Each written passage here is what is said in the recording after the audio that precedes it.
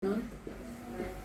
Welcome natin siya at naway siya ay magdala sa atin kung saan tayo paroroon ngayong hapong ito na ang ating pagpupuri at pagsamba sa Kanya sa hapong ito ay karapat-dapat na ilaan natin para sa Kanya. Lord, kami ay nananalangin sa hapong ito, Panginoon.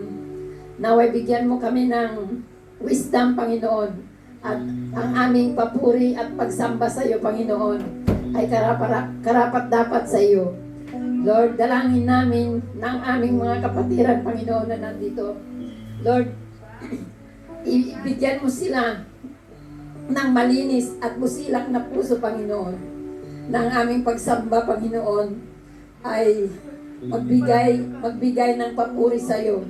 Na ang aming pagsamba sa apong ito, Panginoon, ay magbigay ng magandang presensya sa amin sa hapong ito.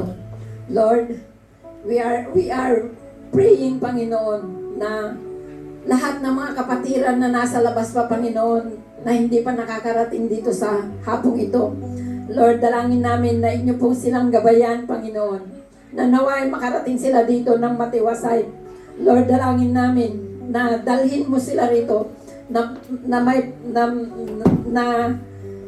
nabigyan mo sila ng magandang daan, Panginoon, that whatever hinders them, Lord, remove it. Take it away, O God, in the mighty name of Jesus. Lord, we pray that you're going to bring all your children that ordained to be in this place, O God. Whatever hinders them, Father, I pray that you're going to remove. Take it away in the mighty name of Jesus. Lord, fill this place, O God.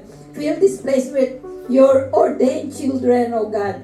Lord, dalangin namin, Panginoon, sa hapong ito, Panginoon, ay kami ay magpuri at magsamba sa iyo na ang aming papuri at pagsamba sa iyo ay karapat-dapat, Panginoon. At dalangin namin, Lord, na iyong tanggapin ang aming papuri at pagsamba, na ang aming panalangin, Panginoon, ay iyong sagutin o basbasan kami ng matiwasay na buhay at matiwasay na kalakasan, Panginoon.